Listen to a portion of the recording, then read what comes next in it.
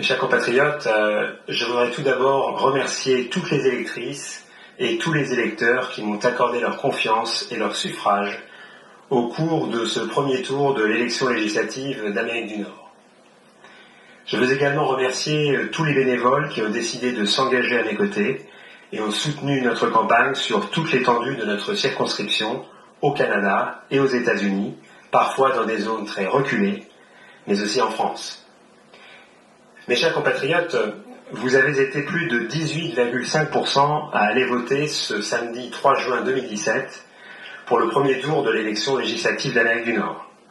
C'est un progrès de plus de 5 points comparativement au taux de participation de la précédente élection législative de 2013. Mais c'est insuffisant pour donner une forte légitimité aux députés de notre circonscription. Au vu des résultats, les Français d'Amérique du Nord ont été sensibles à l'enjeu national plus qu'aux enjeux locaux. Avec 57,5% des suffrages, ils ont souhaité apporter un soutien total, écartant toute possibilité d'un soutien critique au président de la République, en dépit de l'inexpérience et de l'absence d'engagement dans la communauté française du candidat local du parti En Marche. Un phénomène également observé dans 10 des 11 circonscriptions des Français de l'étranger. Les Français du Canada et des États-Unis ont ensuite infligé une lourde sanction aux députés sortants qui recueillent moins de 15% des voix. L'absence de résidence et une faible présence dans la circonscription, de même que l'absence de résultats obtenus à l'Assemblée nationale en leur faveur au cours des 4 dernières années, sont parmi les principales causes de cet échec. Mais elles sont aussi la cause d'un certain désintérêt des Français pour cette élection. En effet, l'absence d'action et de résultats d'envergure pour le tout premier mandat de député de notre circonscription n'a pas permis à nos compatriotes de comprendre le rôle, l'importance pour eux et l'enjeu politique d'un député des Français d'Amérique du Nord. Dans ce contexte difficile, ma campagne termine honorablement en tête des candidatures indépendantes, mais elle subit le contre-coup de la multiplicité des candidatures indépendantes présentées à ce scrutin, plus d'une dizaine. Les Français ont ainsi choisi de placer devant tous les candidats institutionnels étiquetés, y compris certains qui n'ont pas fait du tout campagne, ne sont pas établis en Amérique du Nord, ou revendiquent des idées sans pertinence sur la vie des Français d'Amérique du Nord. Ils ont ainsi indiqué par là même leur préférence pour les étiquettes partisanes et le maintien du système politique en place, plutôt que le renouvellement des idées et un positionnement indépendant. Par ailleurs, seuls 10% des 39 000 Français d'Amérique du Nord qui avaient exprimé le souhait de voter par correspondance l'ont fait samedi dernier.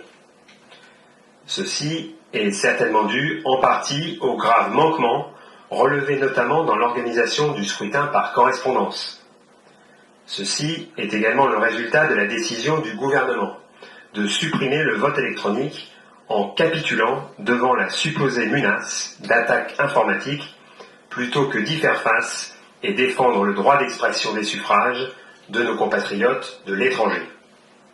Cette décision a privé beaucoup de Français résidant loin des bureaux de vote de la possibilité de participer au scrutin.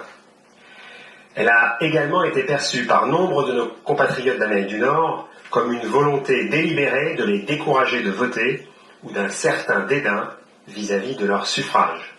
Vous avez été nombreux à m'écrire à ce sujet. En effet, le système électoral en vigueur actuellement n'a jamais été conçu pour l'organisation d'élections pour les Français de l'étranger. Celui-ci nécessite donc des ajustements importants pour pouvoir permettre la prise en compte du vote de nos concitoyens d'Amérique du Nord dans des conditions équivalentes à celles de leurs compatriotes de métropole.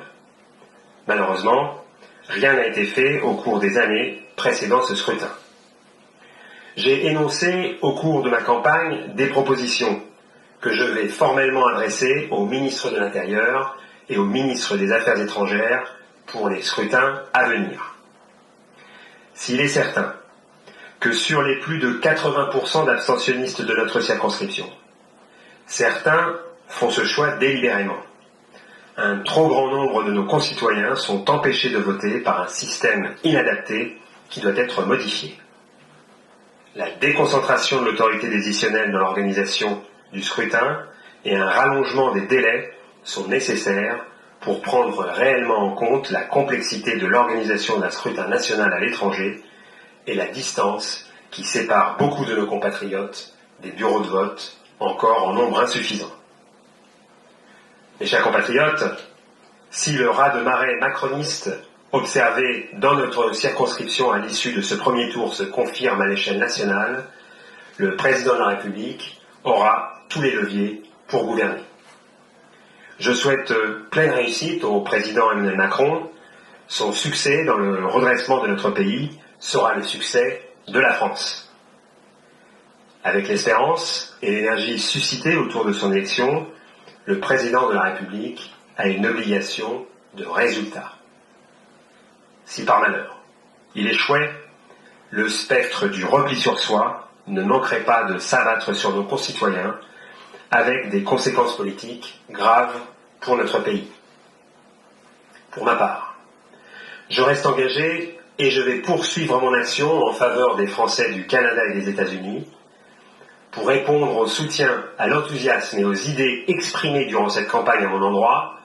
J'ai l'intention de créer un mouvement dont la forme sera définie dans les prochaines semaines, avec pour objectif de structurer les liens entre nos compatriotes du Canada et des États-Unis. J'appelle donc tous nos compatriotes à continuer à suivre mon site internet et mes comptes Facebook et Twitter pour en savoir davantage et à rejoindre en nombre ce mouvement qui aura vocation citoyenne. Je vous dis donc à bientôt et je vous remercie.